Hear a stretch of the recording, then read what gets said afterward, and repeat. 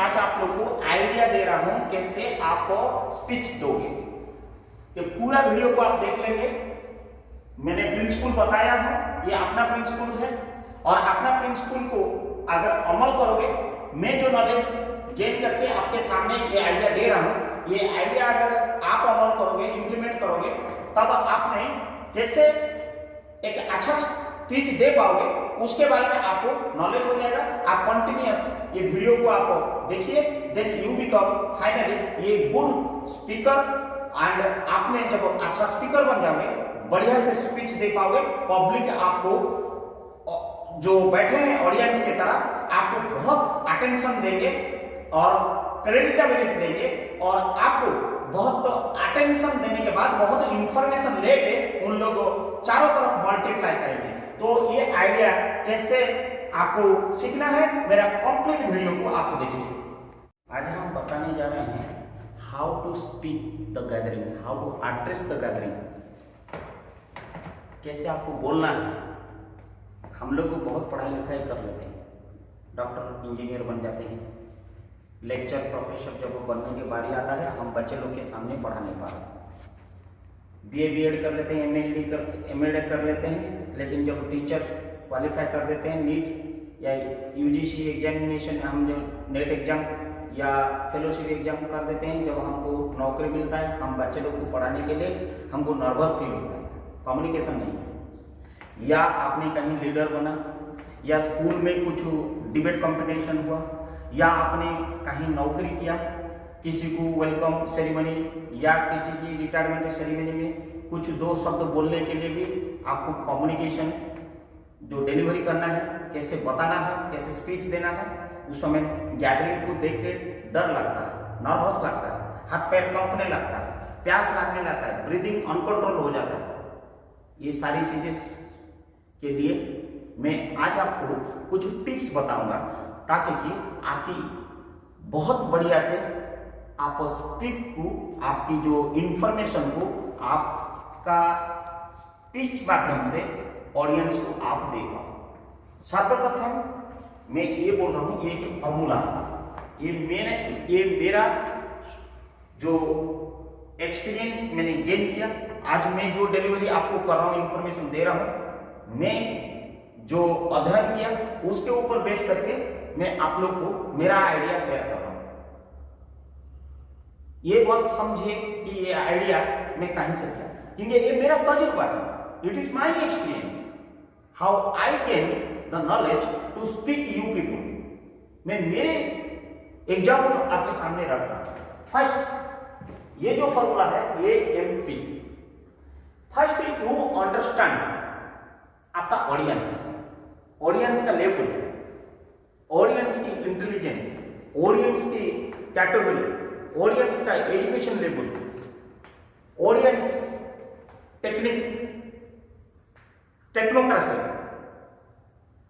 whether your subject is engineering or non-engineering or any professional or any political, so किस प्रकार audience आपके सामने बैठे हैं और उनके सामने आपको कम्युनिकेशन करना और इंफॉर्मेशन डिलीवरी देना और आपको स्पीच देना, स्पीक करना। First you learn about to first a audience, then only your confidence level will be set accordingly कि ये ऑडियंस के सामने मुझे ये बात करना है। देन जो टॉपिक आप जा रहे हैं बोलने के लिए, उसका स्टडी मटेरियल होना बहुत जरूरी है, बिकॉज आप जाके तो नॉन सब्जेक्ट नहीं बोल सकते, क्योंकि ऑडियंस आपको सुनेगा, आपका कम्युनिकेशन माध्यम से जो इंफॉर्मेशन लेगा वो दूसरों को भी शेयर करेगा और या फिर सेल्फ इंप्लीमेंट करेगा। तो इसीलिए परफेक्ट डीप कोर मटेरियल होनी चाहिए ताकि जो ऑडियंस को कन्विंस प्रॉपर्ली कर सकते हो। यहां पे मैं एक वर्ड बोलना चाहूंगा, क्योंकि audience is focusing you to convince how you are going to convince them. You can not confuse them.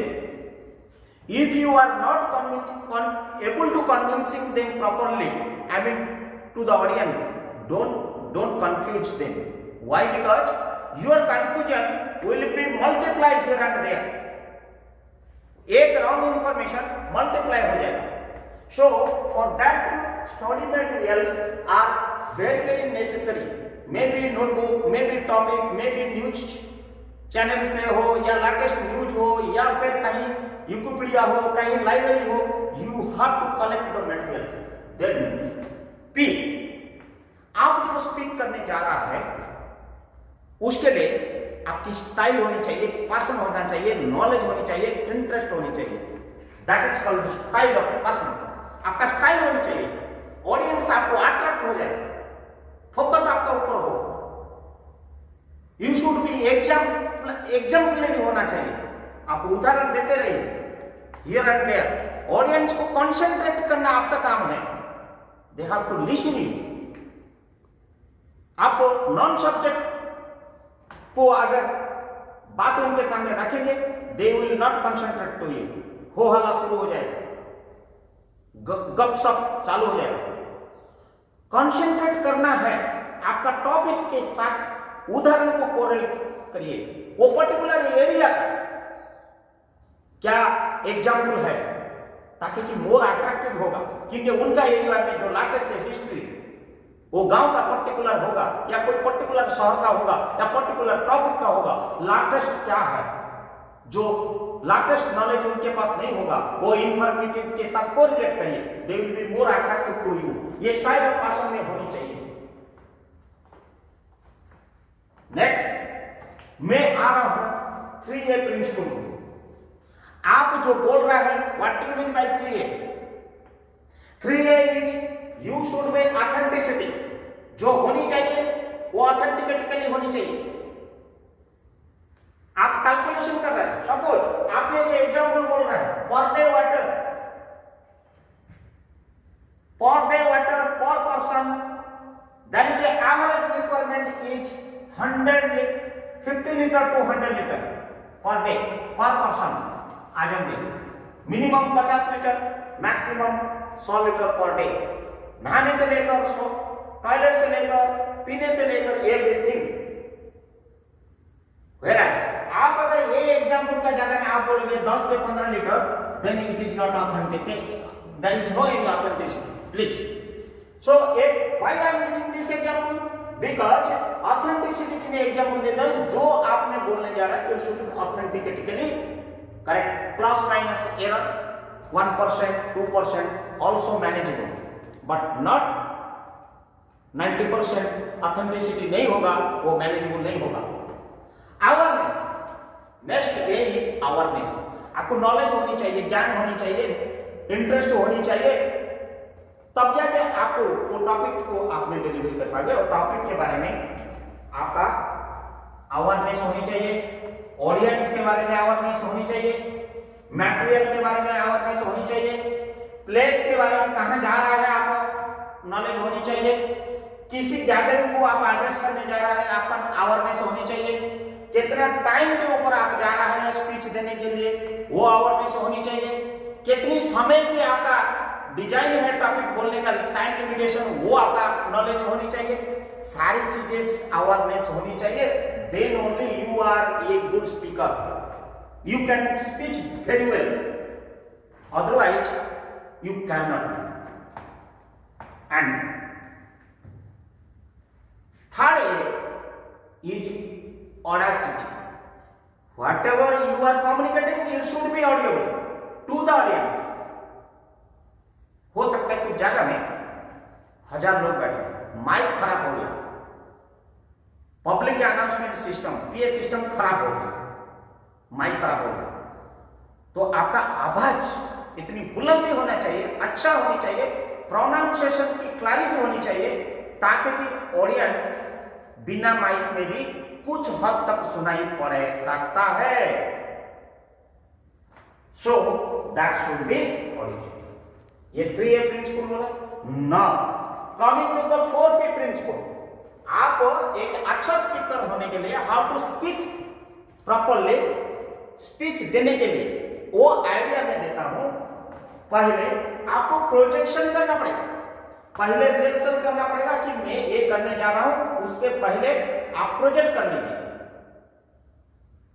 आप कैसे देना चाहते हो, आइदर वर्बली पावर पॉइंट में देना चाहते हो, या डैशबोर्ड में देना चाहते हो, या लाइव में देना चाहते हो, या रिकॉर्डेड में देना चाहते हो, ये सारी चीजें को पहले प्रोजेक्शन कर लीजिए। First thing. सेकेंड भी पेस, सो आपको बोलने की जरूरत नहीं है, it is the word itself is a self example and pitch। आप लिमिटेशन में रहिए, पिच में रहिए, दायरा में रहिए, कंट्रोल में रहिए, लिमिटेशन में रहिए, और आप किसी एरिया को जाते हो, किसी टॉपिक के पिच में आप घुसना चाहते हो, टॉपिक में भी बाहर, बट पर्टिकुलर कोर्स पिच में रहिए, जो समरी जिसको एब्स्ट्रैक्ट बोलते हैं, you should be in pitch of it. Then pauses, आप ऑलवेज कोशिश करना कि आप जो डिलीवरी कर रहे हैं, जो इंफॉर्मेशन आपको दे रहा है, आपका लास्ट बेंच में, लास्ट ऑडियंस तक आपका इंफॉर्मेशन जब तक नहीं पहुंचा है, second delivery of the words और फ्रेजेस और सेंटेंस मत बोलिए।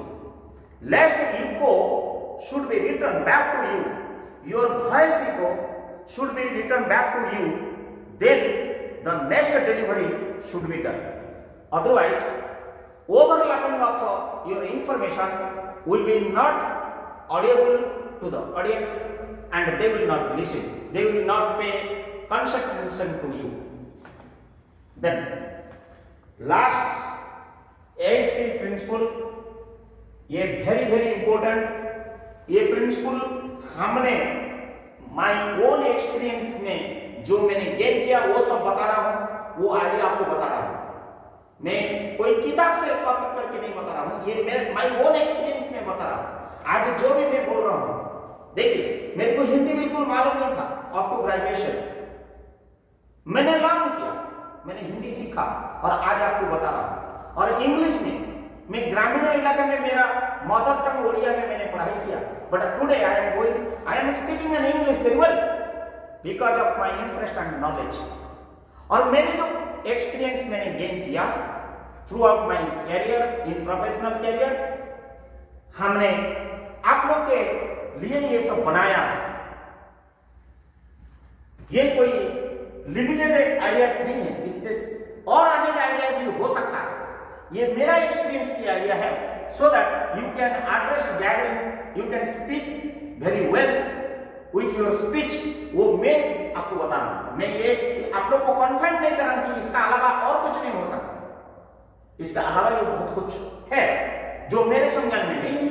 मेरा जो आइडिया है, जो आप गैदर करने से, इसको इंप्लीमेंट करने से, अडॉप्ट करने से, एक्सेप्ट करने से और इसको अमल करने से आपको बेनिफिट होगा, how to speak very well and you become the good speaker। Now come to the 8C principle। What is the first C? First you make yourself comfortable।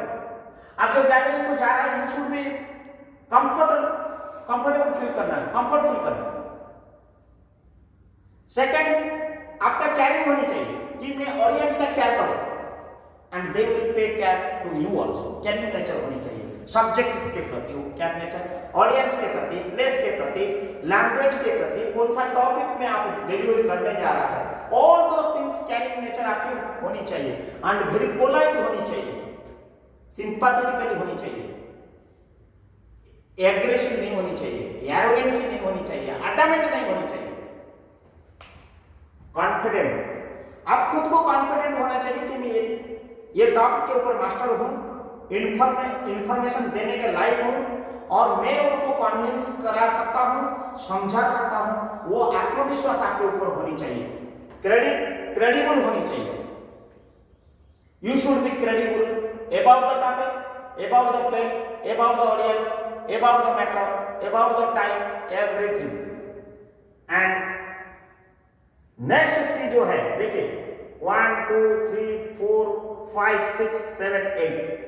Next जो मैं बोल रहा हूं अभी, this is your fourth. It should be your topic and you should be charismatic होनी चाहिए. Otherwise, if it is not, then once it fail, you cannot be a good speaker. And जो भी आप बोल रहा है उसकी एक कंटेंट होनी चाहिए. बिगिनिंग हम्बल होना चाहिए, इंट्रोडक्शन हम्बल होना चाहिए, एब्स्ट्रैक्टिव हम्बल होना चाहिए, आपकी परिचय हम्बल होना चाहिए. नहीं तो ending should not be beginning and beginning should not be ending. My dear friends, जो धाराएं हैं beginning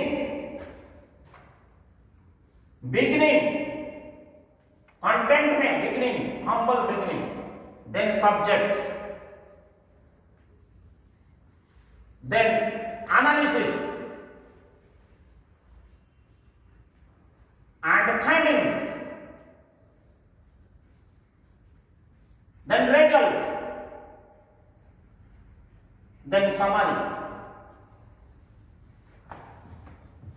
This has to be followed during your gatherings.